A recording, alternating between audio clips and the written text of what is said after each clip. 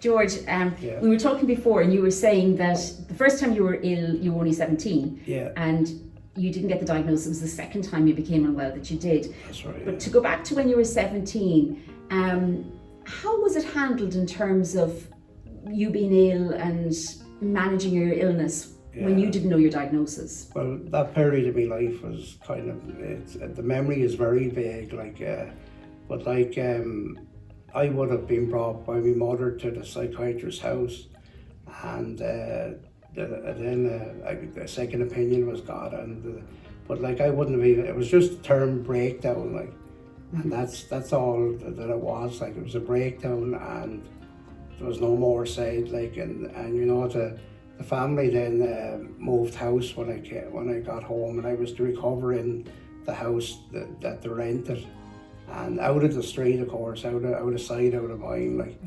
and so my recovery didn't really start on a good point, And that time when you came home from hospital to a different house, did your family talk at all about you being your illness? No, never did. To this day, they haven't. Yeah. It's never been said that I have schizophrenia. The only remembrance of remember at my mother's funeral, my brother came up to me and he said, if I had the illness you have, I don't know how you cope with it, But otherwise it was just blank, and you know, until the second episode where I would have found it. I would have been kind of challenged by kind of, you know, when I look at two different eras of my life, I look at where at 17 where I was just sent back to school. Teachers didn't know teachers weren't even told what was wrong with me.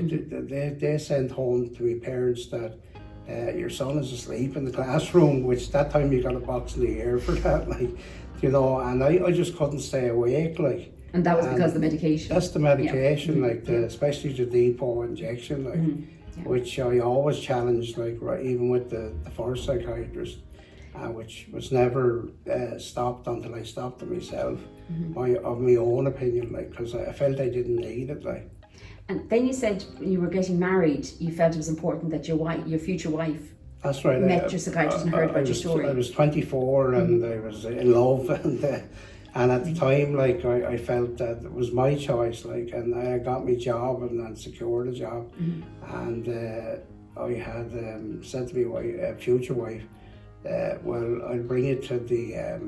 I told her that I was getting depot injections. My mother used to give them to me in the house. And I said, I'll have to bring it to my psychiatrist, and she, you know, I was open, we were going to intentionally spend the rest of our lives together, so she felt she deserved to know. And when you went to see the psychiatrist, did the psychiatrist actually tell you your diagnosis? No, she just mentioned breakdown, and naive as I was, I didn't really tweet that the breakdown can mean anything, you know. And you told me that when you got your diagnosis, it was when you met the psychiatrist in a corridor with your wife. Yeah, I was, the second episode of my life was, the first episode was 1975, so fast forward to 1998, I was breaking down again, and I would have been going around to my family's houses and all, and I challenged my mother as well. I went down to her house and said, what was I diagnosed with? But she just said the breakdown, you know, and I was kind of getting into a psychotic state and coming off my medication eventually, which led me to eventually being brought by my wife to the mental hospital in Wexford, and I met both of us met the psychiatrist that I was under at that particular time. In the corridor, he was just happened to be there at that particular time, and my wife said, Dr. Denny, I don't even know what's wrong with him. What's wrong with him? He's acting strange, and he said, well, he has schizophrenia, he's paranoid psychosis at the moment. And that was the first, after from 75 to 98 it was. And when you heard that, did you understand what it meant?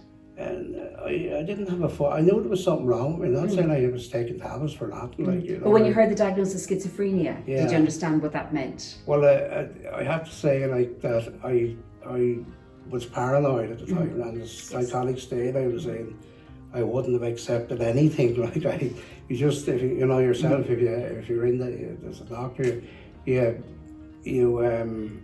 don't trust anybody. The world is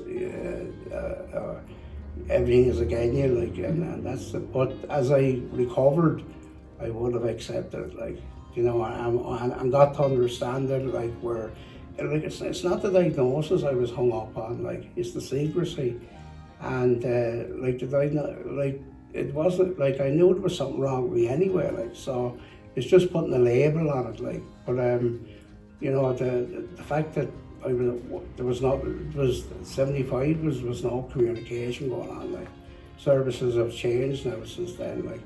And when you said the secrecy, do you mean the secrecy within your family, or do you mean the secrecy from the health professionals to everyone involved, including yourself? Well, no, what I mean that like the kind of the secrecy in the beginning, like, and it was all, even with the medication, the particular psychiatrist was what would you say? She wasn't very communicative with me. Like, there wasn't a bond where we built up a relationship where we could discuss things. Like, it was just, I'm putting you on this medication, and that's it. There is no second stage reducing the medication or anything discussed like that. Like, but the second time around, the second episode in '98, that would have been completely different. Like, the medication, I would have been changed. The one time I can remember, I got depression in my early 20s as well, and I was on medication for that. And the psychiatrist tried to reduce the amount. Now, it didn't work because I got depression when he reduced the medication amount. But at least I was I was involved in the treatment, you know. And even though it wasn't, I still had to go back on the original medication. The new medication I felt was much better than the old medication, so that was a big plus. Like, you said to me earlier that you know once you got well, you started to educate yourself, learn more about the illness, and learn your way of managing it. Was there anything that sort of supported you or helped you on that kind of path?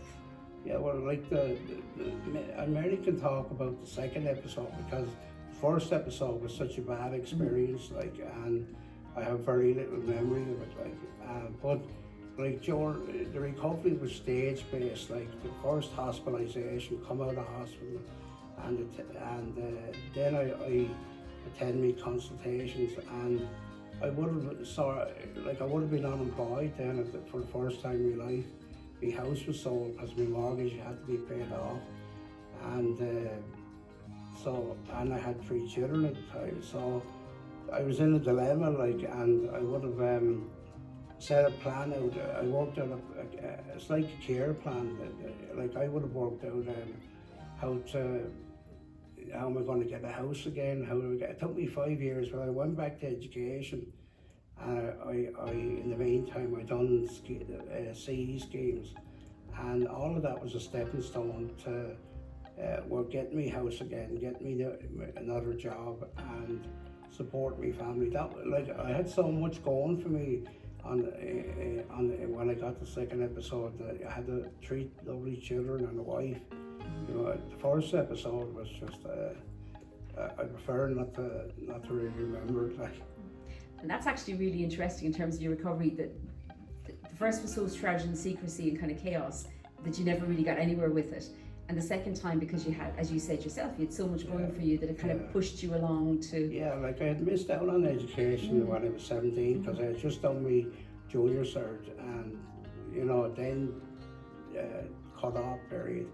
And that had, like, just by doing that junior cert, I remember when I was at home on the second episode after coming out of the hospital, I remember looking at my junior cert results, and I had kept them, like, and I got a lot of A's and B's, so that convinced me, well, I wasn't as thick as the teacher told me in school, like, you know. So I decided to go back and with the support that were out there, like with grants and stuff, I was able to get a level 8 degree. So, you know, and I loved it, like, you know, and the learning was completely different in mainstream schools back in the 70s. That was a really positive recovery story from what started out as a very tough story. Yeah. Thank you very much.